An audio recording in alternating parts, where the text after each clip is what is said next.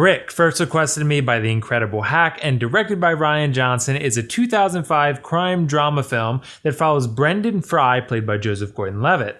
Brendan is a high school teenager who's in love with a girl named Emilie. One day, Emilie mysteriously disappears and Brendan is forced to investigate and figure out where she went. As he digs deeper into Emilie's disappearance, he begins infiltrating an underground crime ring that's into some pretty nasty stuff. As the investigation gets deeper, Brendan's life becomes more complex. Alright, so Brick is a film that's been heavily anticipated for quite a while now by one person, by my friend who placed the request. And I would constantly hear, Will, when are you going to review Brick? Will, did you review Brick yet? And it never really ended until now when I can finally say that I've actually reviewed Brick.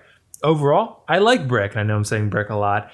I like that it's a small scale story, that it's very neo-noir in nature, and it works as a crime drama thriller style film quite well.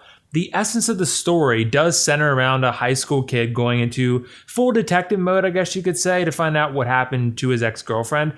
And things just begin spiraling out of control from there as he gets deeper and deeper into the underbelly of his high school.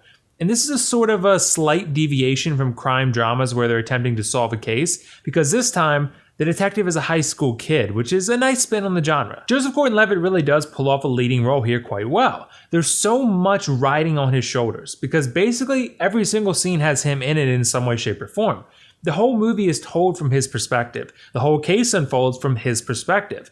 And we're slowly watching him pull threads and see if any of them unravel and lead to something. And after a while, he pulls enough of them, and eventually the bigger picture does start to become clear. But by that point, he realizes that he's in pretty deep into the criminal underbelly of the high school, like I mentioned. It sort of has a real gritty and dark vibe to it, but at the same time, it feels kind of like a novel or something that is like partially based in reality, but still feels a little bit foreign to our world. It's something that's easy to get into, though, because it does maintain a consistency level with its atmosphere that works.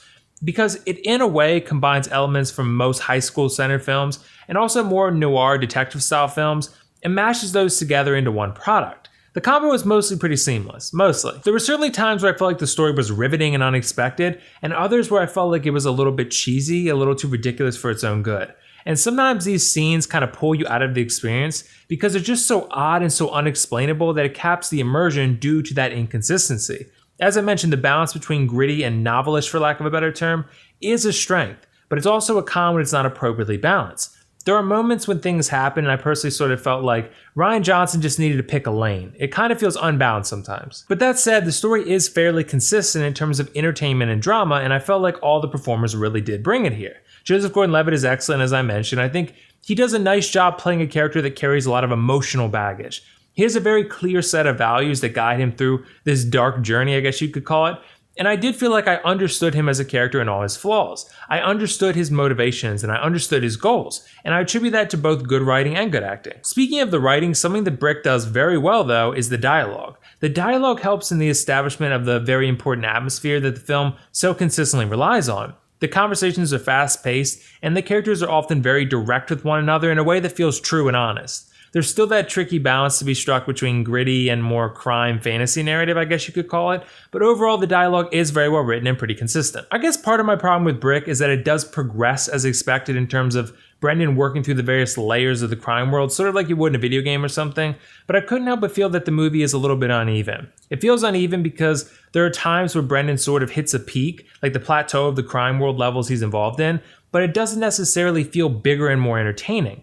There's certainly moments where it does feel like those things, but it doesn't feel that way for the majority of these highly crucial moments, and that had me losing interest just a tad. Still though, I really enjoyed Brick overall. I think it's a well-made neo-noir drama thriller style film, and I think if you're into that style of film, you'll really enjoy it. As for the pros cons, I think Brick delivers a compelling and versatile neo-noir crime story, a very strong leading performance and character, well-written dialogue that helps establish mood and atmosphere, and lots of drama and tension. As for the cons, I found the film to be a bit uneven, and there's some moments where things get a little cheesy. Overall, I'm going to give Brick an 8 out of 10, and recommend you check it out if you're into neo-noir films and you think you'll enjoy an interesting spin on the genre. I think this one is worth a watch for sure. So have you guys seen Brick before? What did you think of it? And if not, let me know why not. And also let me know your favorite Joseph Gordon-Levitt movie. That'll be a fun discussion probably. Either way, this is WillFoxification signing off. See you in the next review.